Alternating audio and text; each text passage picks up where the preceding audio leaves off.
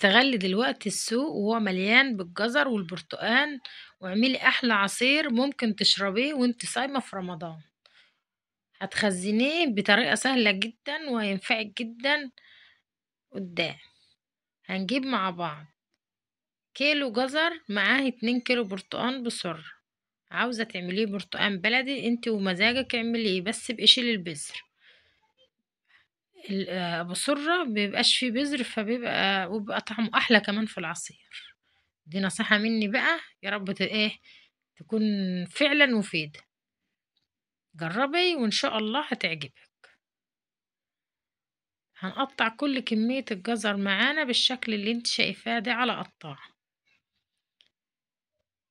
مكوناتنا بسيطة وسهلة جدا، عبارة عن 2 كيلو جزر، 2 كيلو برتقان وكيلو جزر وعصرة نص ليمونة وكوبايتين 2 أو 3 سكر. سكر اختياري على حسب ما تحبي حطي اي كمية حابة تحطيها حطيها. لو حطيتي دلوقتي كمية بسيطة، وبعد كده وانت بتحلي العصير بالمية بتحطي السكر اللي انت عايزاه. لو حطيتي كمية كتيرة عادي مفيش اي مشكلة. ننزل بالجزر في حلة وعليهم السكر بتاعنا وعليهم عصرة الليمونة، نص ليمونة.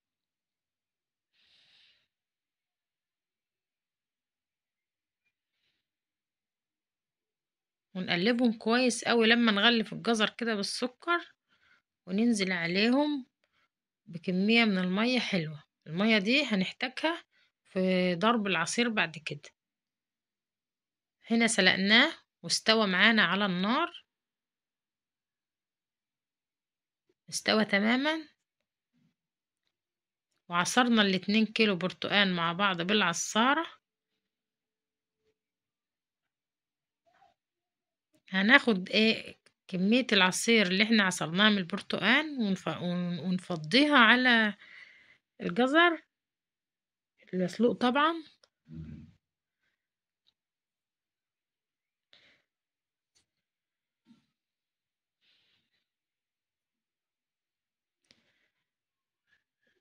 وناخد معانا الخليط الجميل ده على الخلاط على طول نفرمه.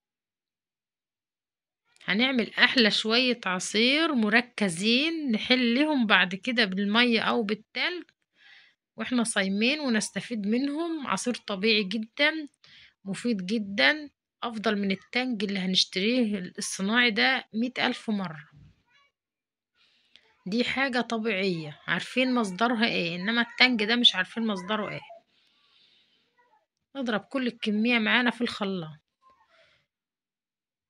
لو وصلت معايا لحد هنا تشتركي يا حبيبتي معايا في القناة عشان يوصلك مني كل جديد، وتضغطي لي زر الاعجاب وتضغطي لي زر الجرس عشان يوصلك اي فيديو جديد انا انزله يوصلك. هنا الخليط اكتمل معانا وعملناه هو زي ما انت شايفة بالخلاط. تقيل جدا مناسب جدا تمام، مفيش بعد كده. نحط كمية معانا بقى في الشفشق بتاعنا وننزل عليها بالتلج او بالمية المشبرة. ولو حابة تزودي سكر زودي، مش حابة خلاص. واصبح عصير تشربيه وانت صايمة وبالهنا والشفا. عملنا كل الكمية دي من الاتنين كيلو برتقان ومن الكيلو جزر. ممكن تخلي كمية البرتقان العصير اقل من كده كمان في الكوبايات وفي الشفشة تخليها وتكملي مية مشبرة او تلج.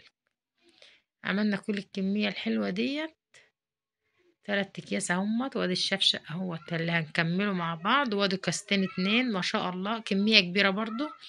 استفيدي من الحاجة ديت وما تضيعيش وقتك خالص، وحاولي تدبري وتوفري لبيتك.